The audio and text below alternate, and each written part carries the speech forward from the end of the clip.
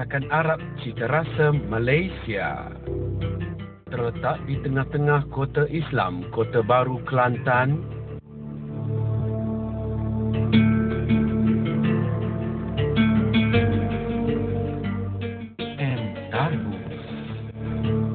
AM Tarbus berdekatan dengan Hotel Renaissance.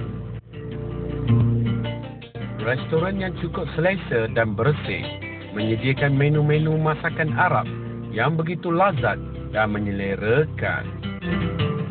Dibuka dari jam 12 tengah hari hingga kepada jam 12 tengah malam. Restoran Arab ini sememangnya sudah terkenal dan tersohor di negeri Kelantan. Restoran AM Tarbus merupakan restoran Arab yang pertama di negeri Kelantan. AM Tarbus menyediakan masakan yang mengandunkan resipi Arab dengan selera rakyat Malaysia. Para pekerjanya amat terlatih serta cekap dalam menyediakan juadah Arab ala Malaysia ini. Mari kita lihat antara masakan dan hidangan yang hebat dari AM Tarbus.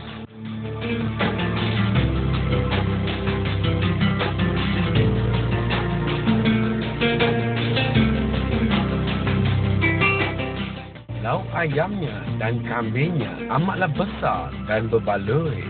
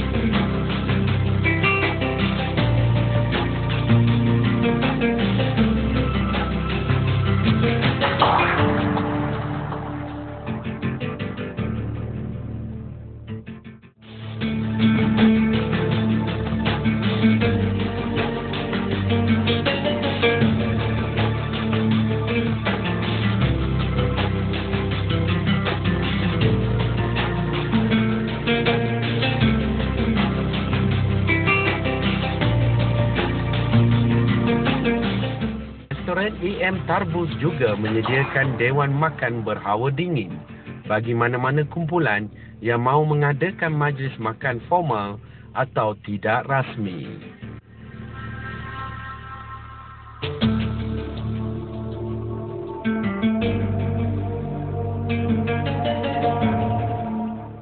Oleh itu, sekiranya anda tiba di Kelantan, mahukan masakan Arab ala Malaysia, datanglah ke restoran Arab AM Tarbus. Pastinya keenakan adalah jawapan anda. Masakan Arab cita rasa Malaysia.